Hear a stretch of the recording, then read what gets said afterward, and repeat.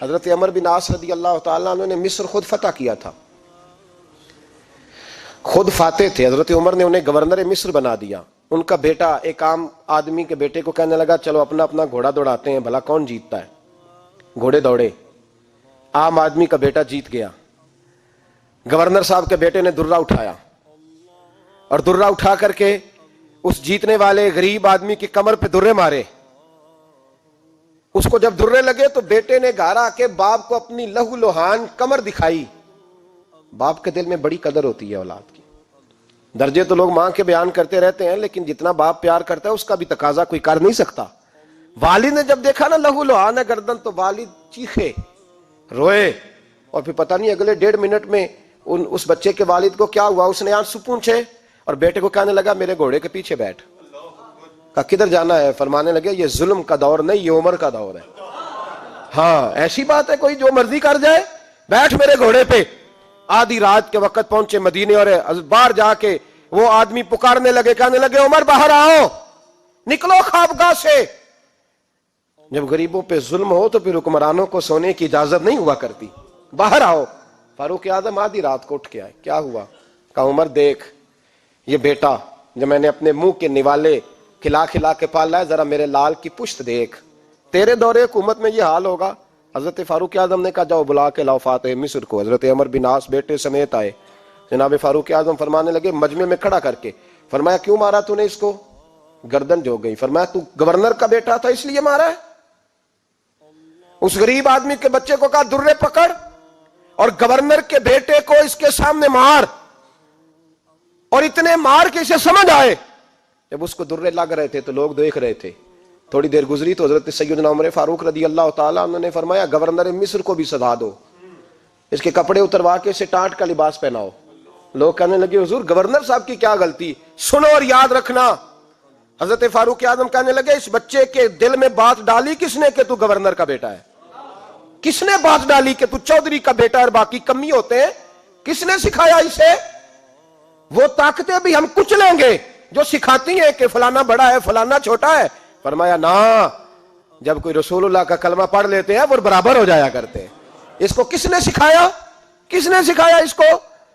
Governor کو بھی. اور پھر حضرت عمر نے تاریخی جملہ کہا حضرت عمر بن عاص کی طرف دیکھ کے، فرمایا جب اللہ نے ان لوگوں کو آزاد پیدا کیا ہے تم نے کیوں غلام بنا لیا ہے؟ جب رب نے آزاد پیدا کیا تم نے کیوں غلام بنایا ہے؟ عزیزو یاد رکھو جب انصاف کا بول بالا ہوتا ہے پھر کوئی آدمی ڈرتا ہے. یہاں انصاف نہیں ملتا. اور میں آپ خود ایک بات یاد آ گئی. حضرت عمر کا زمانہ تھا تو غسان کے بادشاہ نے کلمہ پڑھ لیا. جو لوگ غریب کہلاتے ہیں نا وہ ذرا میری بات پہ زیادہ توجہ کریں. غریبوں کو سنانے لگاؤں، غریب ذرا توجہ کریں. غسان کے بادشاہ نے اسلام قبول کر لیا اور اسلام قبول کرتے ہی وہ آئے حج کرنے. حج کے بعد فارغ ہوئے تو ایک نفلی طواف کر رہا تھا غسان کا بادشاہ شاہ غسان. آج تو خانہ کعبہ میں بھی VIP پروٹوکول ملتا ہے، آج تو مسجد نبی میں بھی VIP پروٹوکول ہوتا ہے. یہاں آ کے بھی، یہاں بھی، اور دیکھتے صحیح تو کھڑا کہاں ہے؟ یہاں بھی پولیس والوں نے بازو پکڑے. سوچو تو صحیح یہ حال کر دیا تم نے مذہب کا. طواف کعبہ ہو رہا ہے اور غسان کے بادشاہ نے جبہ پہنا ہوا ہے باریک اور لمبا. وہ طواف کعبہ کر رہا تھا تو ایک غریب آدمی کا پیر اس کے جبے پہ آ گیا. جب پیر آیا تو اس نے پلٹ کے غریب کے منہ پہ تھپڑ مارا. جب تھپڑ مارا تو اس غریب نے سیدنا فاروق اعظم کی عدالت میں مقدمہ کر دیا. کہا بادشاہ نے تھپڑ مارا ہے. حضرت عمر فاروق رضی اللہ تعالیٰ عنہ نے بادشاہ کو بلایا. فرمایا تو نے اس غریب کو مارا ہے؟ کہا جناب اس نے پیر رکھا تھا. تو فرمایا پیر رکھا تھا تو کیا ہو گیا؟ تو نے کیوں لمبا جبہ پہنا تھا؟ تجھے سمٹ کے چلنا چاہیے تھا. کہا میرے لیے حکم کیا ہے؟ حضرت عمر کہنے لگے یہاں اسے رات میں راضی کر لے، ورنہ صبح اسی جگہ اسی کونے میں خانہ کعبہ کے سائے میں وہ غریب تیرے منہ پہ تھپڑ مارے گا اور تجھے تھپڑ کھانا پڑے گا. غریبوں سنو سنو، ساری رات وہ غسان کا بادشاہ غریب کی منت کرتا رہا تو راضی ہو جا. غریبوں تم سے شکوہ ہے، تم 2-4 لاکھ پہ راضی ہو جاتے ہو. غریبوں تم سے شکوہ ہے، تم انصاف ہونے نہیں دیتے. غریبوں تم تھوڑی تھوڑی بات پہ مطمئن ہو جاتے ہو. تھوڑی تھوڑی بات، جتنے غریب تن ہیں لباسوں سے دور دور اتنی ہی چادریں میں مزاروں سے چھین لوں، اور جتنے غریب گھر ہیں اجالوں سے دور دور اتنی ہی روشنی میں ستاروں سے چھین لوں. اتنی تو ہمتیں ہو میری کم سے کم بلند کہ شاہوں کے تاج فقط اشاروں سے چھین لوں. تمہاری زیادتی ہے, تم نے ظلم پروان چڑھایا ہے. جب تم چودھری کے کہنے پر, ایم این اے کے کہنے پہ راضی ہو جاتے ہو, تم انصاف ہونے نہیں دیتے. ڈٹنا سیکھو, کھڑے ہونا سیکھو. جب اسے کہا نا راضی ہو جا, تو وہ غریب کہنے لگا میں راضی ہو جاؤں اور کل تو کسی اور کو بھی تھپڑ مارے.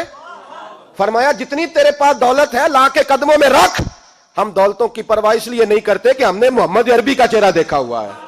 اب میری نگاہوں میں جچتا نہیں کوئی, اس لیے کہ جیسے میرے محبوب ہیں ویسا نہیں. تم اثر لینا چھوڑ دو, تم اثر بڑا لیتے ہو. ہاں تمہارے اوپر چیزیں اثر انداز ہوتی ہیں, اس لیے انصاف نہیں ہوتا. ڈٹنا سیکھو, کھڑے ہونا سیکھو. جو بھائی ڈٹ جاتا ہے نا وہ بڑے کمال کر جایا کرتا ہے. ساری رات مناتا رہا. حضرت عمر سے کہنے لگا وہ نہیں مانتا, تو جناب عمر کہنے لگا پھر تیاری کر لے. ہم بادشاہ نہیں دیکھیں گے, دولت نہیں دیکھیں گے, ہم رسول اللہ کا دین دیکھیں گے, ہم نبی پاک کا نظام دیکھیں گے. وہ بادشاہ رات کو دوڑ گیا, بھاگ گیا, جا کے عیسائی ہو گیا. لوگوں نے کہا اتنا قیمتی آدمی عمر نے ضائع کر دیا. فرمایا چپ کرو, میں نے کوئی چیز ضائع نہیں کی, میں نے تو اپنے رسول کا دین بچا لیا ہے. کوئی شے ضائع نہیں ہوئی. عدل جب تک, میں پھر کہوں گا, اس عدل کے نقصان میں ہر آدمی برابر کا شریک ہے. ہم عدل ہونے نہیں دیتے, ہم عدل قائم نہیں کرتے. ہمارا تقاضا ہی نہیں کہ عدل ہو, ہم اپنے آپ کو عدل کے لیے پیش ہی نہیں کرتے, مزاج ہی نہیں. حضرت علی المرتضیٰ ایک جری انسان تھے, اور وہ علی تھے جن پر انسانیت رشک کرتی ہے.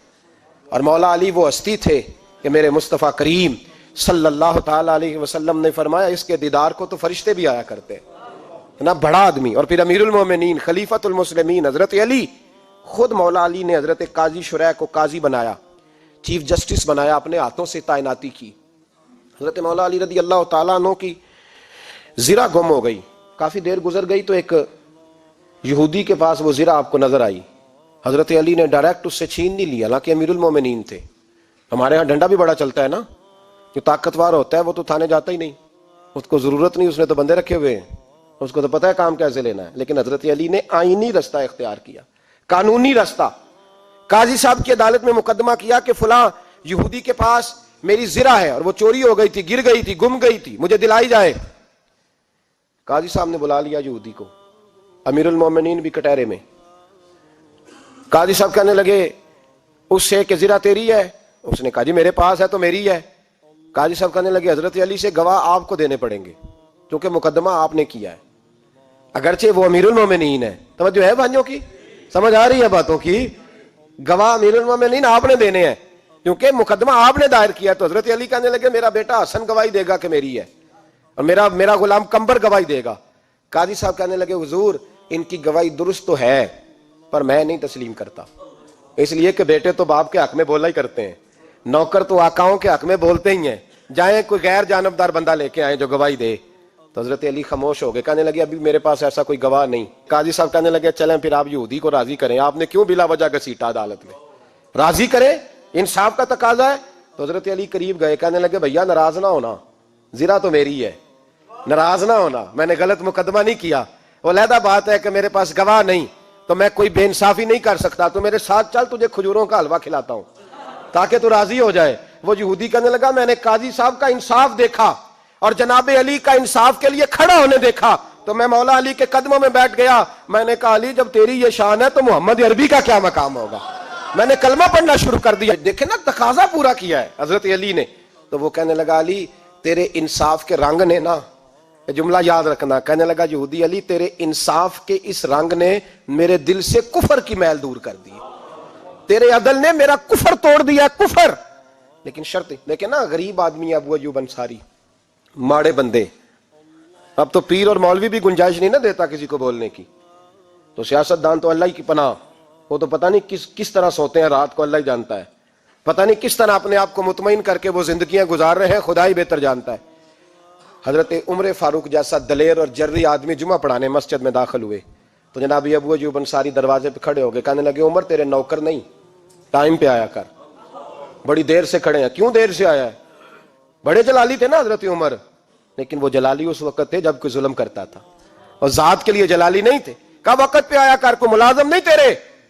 تو سیدنا فاروق اعظم منبر پہ چڑھے اور فرمانے لگے اللہ ابو ایوب انصاری کا بھلا کرے، جب تک اس طرح کے لوگ موجود ہیں کوئی بادشاہ بگڑے گا نہیں، اللہ اس کا بھلا کرے، اس نے میری توجہ صحیح۔ اور پھر عمر رو پڑے، رو کے فرمانے لگے مسلمانوں معاف کر دو، غلطی کوئی نہیں، میرے پاس کرتا ایک ہی ہے، اور عبداللہ کی ماں نے وہ دھو کے خشک ہونے کو ڈال دیا تھا، غریب ہوں، کرتا دوسرا کوئی نہیں، تو وہ ذرا نا خشک ہونے میں آ کے دیکھ لو ابھی بھی گیلا ہے، مجھے معاف کر دو، میری غلطی نہیں ہے۔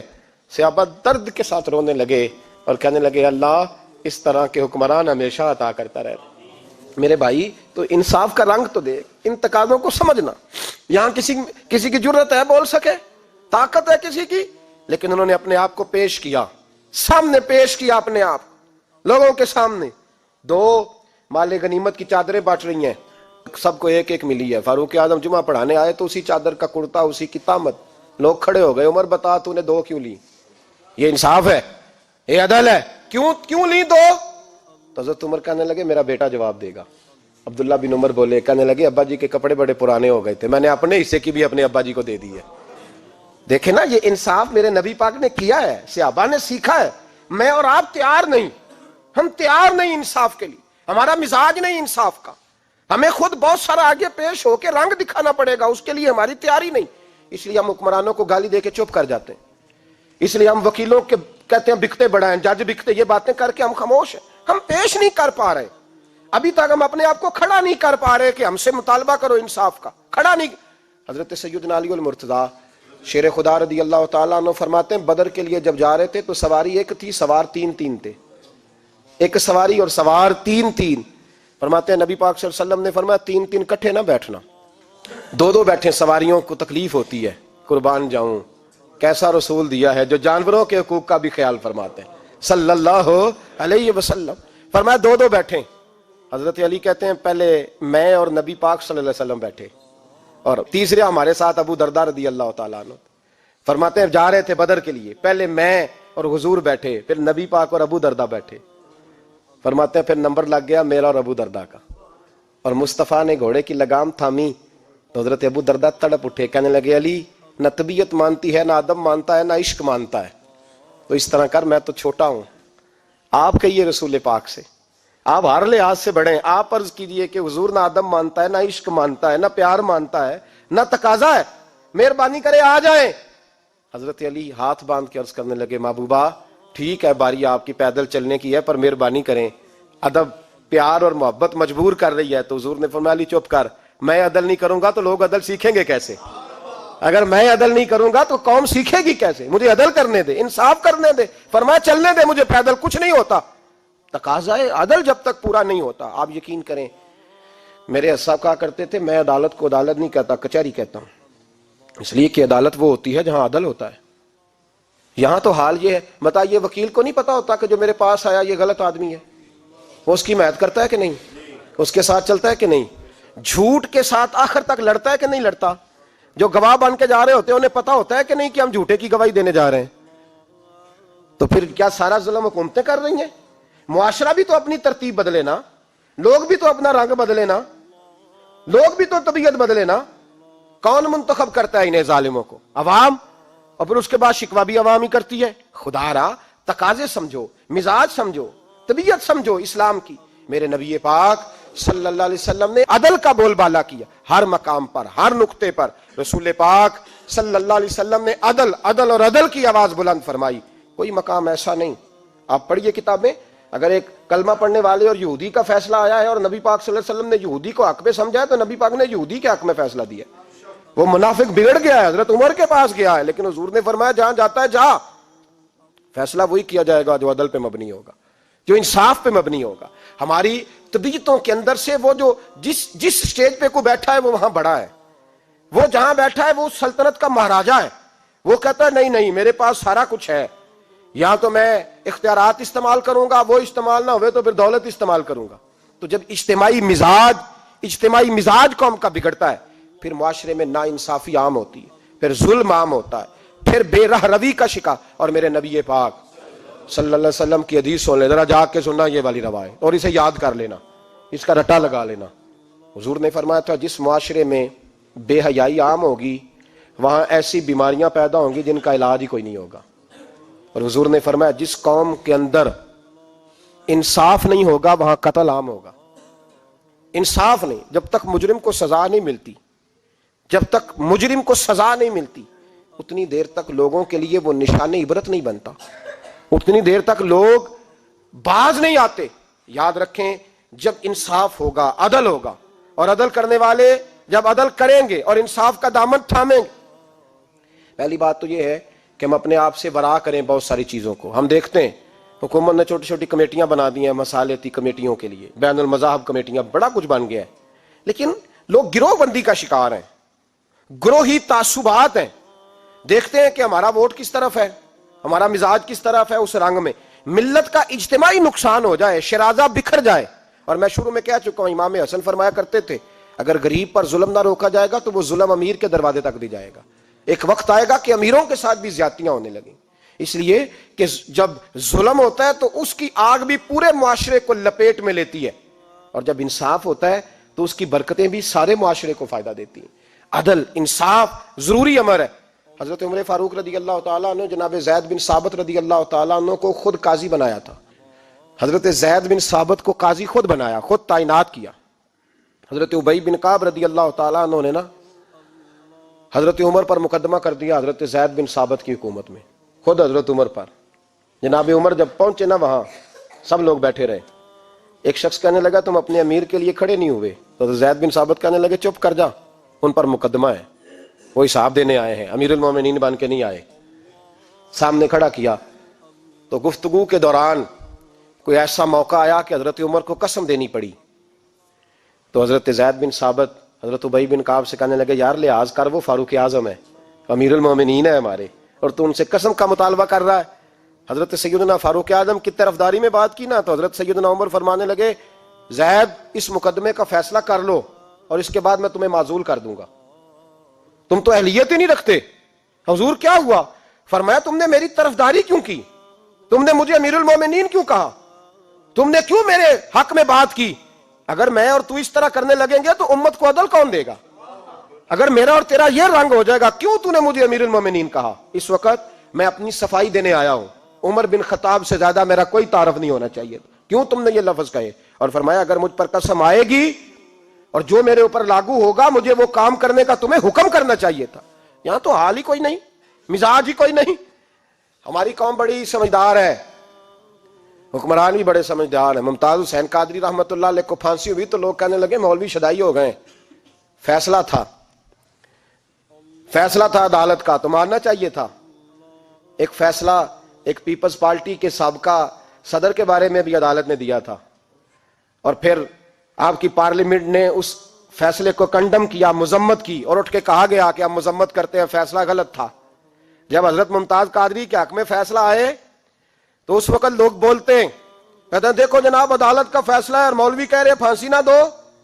اور جب ایک شخص پر، ایک عام آدمی پر فیصلہ آئے اور بڑی عدالت کرے اور وہ چوکوں چوراہوں میں کھڑا ہو کے کہے کہ ہم اس فیصلے کو نہیں مانتے، پھر کوئی آدمی نہیں بولتا.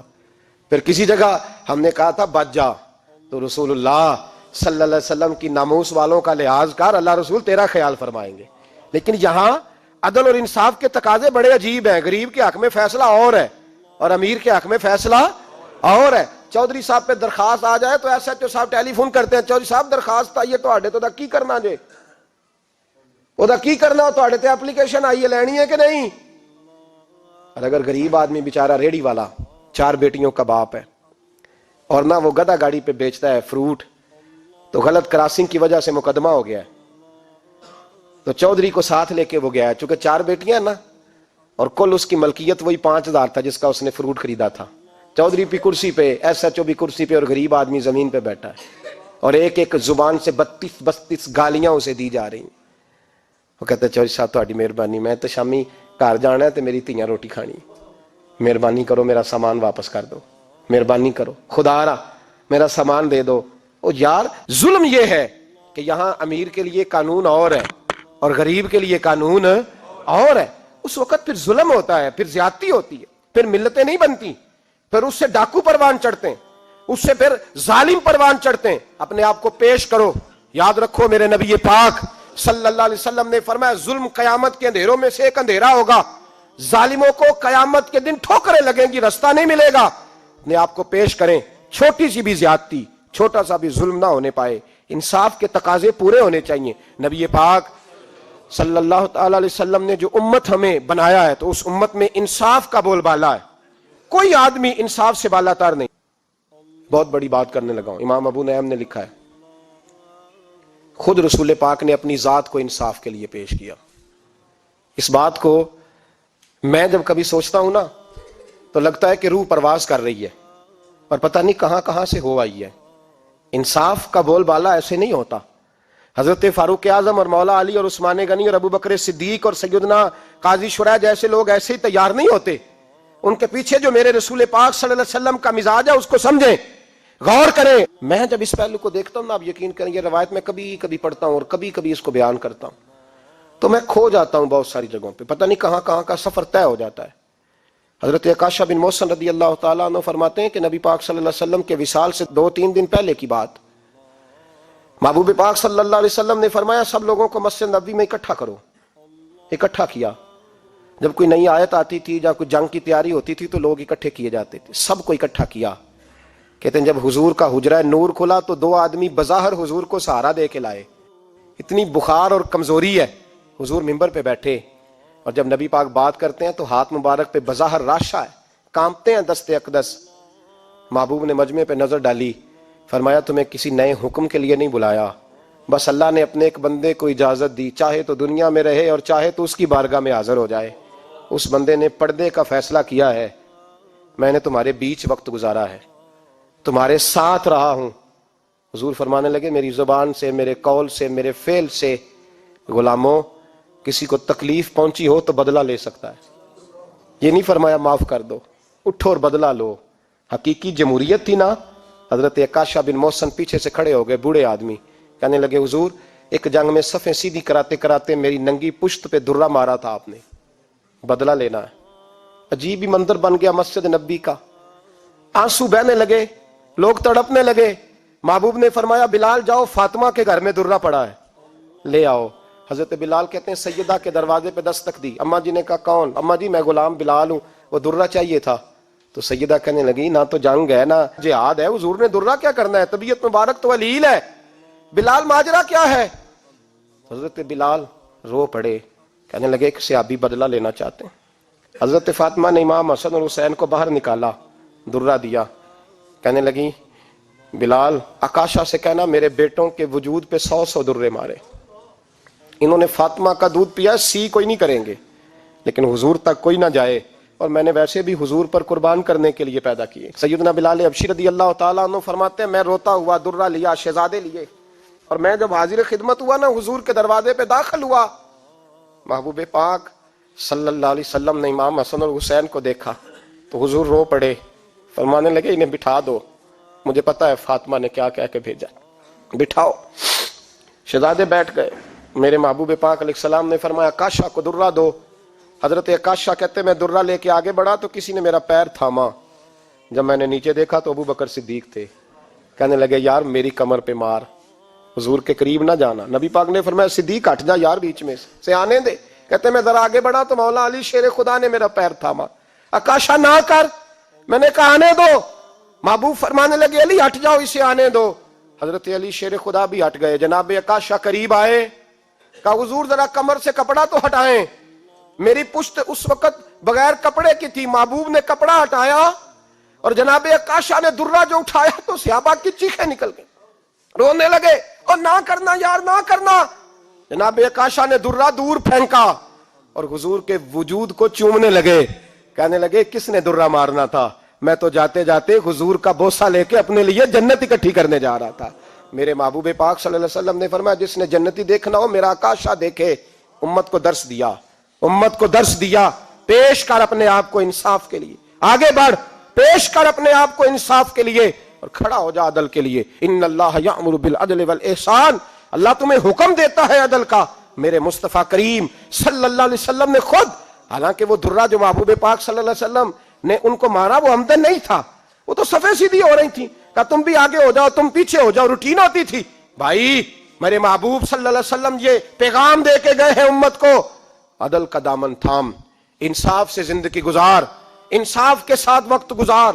اور اگر تو انصاف نہیں کر, محمود غزنوی بیٹھے ہیں, ایک بندہ تڑپتا اور روتا ہوا آ گیا, روتا ہوا, کہا کیا ہوا؟ کہنے لگا حضور میں غریب ہوں. اور ایک بات اس طرح بھی ملتی ہے کہ عورت تھی اور بی بی آ کے کہنے لگی حضور میں غریب نہیں ہوں, 3-4 بیٹیوں کی ماں ہوں, خامد فوت ہو گیا. شاہی خاندان کا ایک نوجوان میرے گھر آتا ہے اور میری بیٹیوں کے ساتھ ظلم کرتا ہے, مہربانی ہو جائے. محمود غزنوی کہنے لگے تو جا, سپاہیوں سے کہنے لگے بی بی دوبارہ آئے تو میں سویا ہوا بھی ہوں تو مجھے اٹھا لینا. کہا جیسے ہی وہ تمہارے گھر میں آئے مجھے بتانا. بی بی کہتی ہے تیسرے دن میں دوبارہ گئی, دروازے شاہی پہ دستک دی تو محمود فوراً نکلے, لباس پہنا جنگ کا, نیزہ, تلوار, تیر, کمان, گھوڑے پہ بیٹھے میرے ساتھ چلے. اور کہتے ہیں جب اندر داخل ہوئے تو وہ نوجوان گھر کے اندر تھا. محمود غزنوی نے اندر جاتے ہی کہا جلدی سے چراغ بند کرو, دیا گل کر دیا, چراغ بند کر دیا, اور محمود نے 2 وار کی اور نوجوان کی گردن اڑا دی. جب قتل ہو گیا تو محمود نے کہا پانی لاؤ, اور بی بی کہتی ہے میں پانی لائی, 1 پیالہ, 2 پیالے, 3 پیالے, 5 پیالے پی گئے محمود پانی کے, پیتے ہی جا رہے. میں نے کہا بادشاہ کیا ہوا؟ تو محمود رونے لگا, کہنے لگا تجھے انصاف مل گیا نا؟ کہا مل گیا. تو محمود کہنے لگے یہ میری سگی بہن کا بیٹا تھا اور میری بیوہ بہن کا اکیلا بیٹا تھا. جب تو میرے گھر آئی کہ شاہی خاندان کا نوجوان آتا ہے تو میں نے تحقیق کی تو مجھے پتا چلا کہ وہ تو میرا اپنا بھانجا ہے. میں نے قسم کھائی تھی کہ جب تک تجھے انصاف نہیں ملے گا میں پانی نہیں پیوں گا, پانی نہیں پیوں گا. پانی اس لیے مانگا ہے کہ پیاس سے مر رہا ہوں, اور دیا اس لیے بند کیا ہے کہ بہنیں بڑی پیاری ہوتی ہیں نا, اور پھر بہن بیوہ ہو اور بیٹا اس کا یتیم ہو اور اکیلا ہو پھر رنگ اور ہوتا ہے نا. اس لیے چراغ گل کر کے میں نے اسے قتل کیا ہے کہ اگر مارنے لگوں تو کہیں بہن کا چہرہ نہ میری آنکھوں کے سامنے آئے, کہیں بھانجے کا تصور دیکھ کر میں اسے چھوڑ نہ دوں. ان اللہ یأمر بالعدل والاحسان, جب تک عدل اور انصاف ہوتا رہتا ہے, معاشرہ سکون سے بھرا رہتا ہے. یاد رکھو جس معاشرے میں عدل نہیں ہوتا, جس معاشرے میں انصاف نہیں ہوتا, جس معاشرے کے اندر لوگ اپنے آپ کو بالا تر سمجھنے لگتے ہیں, جس معاشرے کے اندر ہمارا تو یہ حال ہے کہ باہر سے آ کر ہمارا دشمن حملہ کر کے لوٹ جاتا ہے, ہمیں پتہ ہی نہیں چلتا, بس ٹھیک ہے مار گئے چھٹی ہو گئی. جس معاشرے کی بے حسی کا یہ عالم ہو کہ درجنوں لوگ قتل ہوں. اور میں دکھ سے یہ باتیں کرتا ہوں, دکھ سے. ایک دن نا اخبار پہ 4 قتلوں کی خبر بھی لگی ہوئی تھی اور ایک سیاستدان کی ممکنہ شادی کی خبر بھی لگی ہوئی تھی. کلیجہ پھٹتا ہے بات کرتے. وہ خبر اتنی چھوٹی سی تھی کہ آج ضلع لاہور میں 4 لوگ قتل ہو گئے. وہ خبر اتنی چھوٹی تھی, اور ایک سیاستدان نئی مداری کرنے لگا ہے, اس کی خبر بڑی تھی. اور قوم وہ ٹھیک ہے, پڑھنے والا بھی ایسا ہی ہے میری طرح کے لوگ, انہوں نے وہ کہا وہ قتل تو روز ہوتے رہتے ہیں, یہ عام سے لوگ ہیں, غریب لوگ, یہ گاجر مولی ہیں, کوئی مرض نہیں, کٹ گئے تو یہ شادی کی خبر بڑی ہے, اس پہ تبصرہ ہونا چاہیے.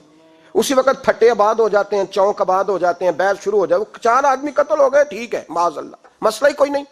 اتنی بے حسی, اس قدر زیادہ سفاکیت, اور قومی میڈیا مداری گروہ کی خبریں بڑی دیتا ہے. اور جو بیچارے قتل ہو گئے سر راہ, جن کی رپٹ بھی پتہ نہیں کب درج ہوگی, اور جن کے بارے میں پہلی کاروائی کا آغاز بھی پتہ نہیں کب ہوگا, ان کی خبریں چھوٹی ہیں. ہم تو اس طرح ہیں جیسے کوئی مداری لگائے گا تو ساری قوم وہاں اکٹھی ہو جائے گی. یہ سنجیدہ قوموں کا وتیرہ نہیں. او بھائی, ہم پاکستانی, پنجابی, یہ سارا کچھ بعد میں ہے, سب سے پہلے ہم رسول اللہ کے غلام ہیں. ہمارے مزاج کے اندر وہ سارا کچھ ہونا چاہیے جو ہمارے نبی نے ہمیں عطا فرمایا ہے. ہمیں ان ساری چیزوں کو سیکھنا چاہیے جو رسول پاک نے ہمیں عطا فرمائی ہیں. اپنے مزاج کو تبدیل کریں, انصاف کا آغاز کریں, اور اگر کبھی غلطی ہو جائے تو ڈٹ کے کہیں ہو گئی, اپنے آپ کو پیش کریں. حضرت علی شیر خدا رضی اللہ تعالیٰ عنہ فرمایا کرتے تھے جسے دنیا میں سزا ملے گی اللہ دوبارہ قیامت میں نہیں دے گا, اس لیے کہ میرا رب بڑا کریم ہے. آپ فرمایا کرتے تھے وہ بڑے قیمتی لوگ ہیں جو دنیا میں سزا لیتے ہیں لیکن آخرت کی سزا سے بچ جایا کرتے ہیں. یہاں اگر اپنے آپ کو پیش کر لیا جائے, یہاں اگر انسان اپنے آپ کا محاسبہ کر لے, اس جگہ عدل قائم کر لے, صبح قیامت اس کے لیے آسانی ہو جائے. غریب سے لے کر امیر تک جو جس جگہ بیٹھا ہے, جس منصب پہ بیٹھا ہے, اسے تقاضا عدل قائم کرنا چاہیے.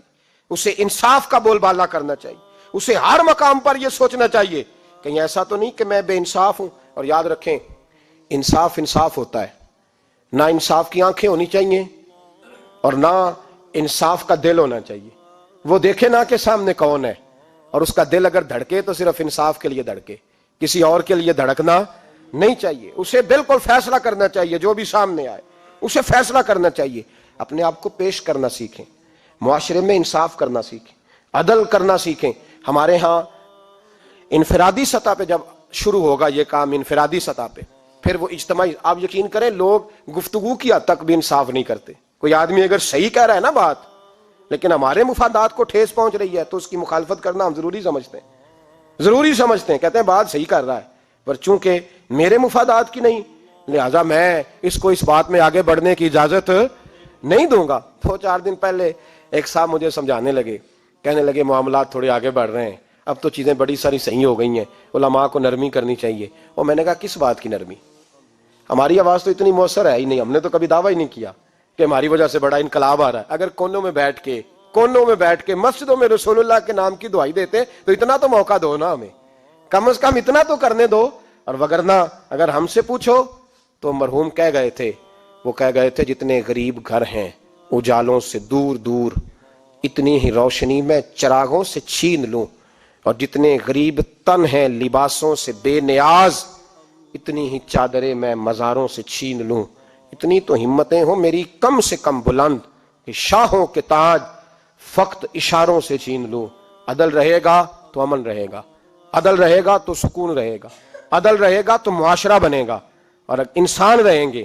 اور اگر بے انصافی ہوگی تو بھیڑیے پلیں گے، درندے پلیں گے۔ یاد رکھنا انسانوں کی بستی اس وقت تک قائم رہتی ہے جب تک اس میں انصاف رہتا ہے، اور جب انصاف رخصت ہوتا ہے پھر بھیڑیوں کا راج ہوتا ہے۔ اگر چاہتے ہو کہ دنیا میں انسان رہے پھر انصاف کرنا پڑے گا، اور اگر بھیڑیوں کو موقع دینا ہے تو ٹھیک ہے، پھر کسی طرف نہ دیکھیں، اپنے آپ کو سجائیں، سواریں، دل کو روشن کریں، ادھر بڑھیں جدھر انصاف زیادہ ہے۔ اللہ اپنے محبوب کی سچی غلامی عطا فرمائے۔ آخر دعوانا الحمدللہ۔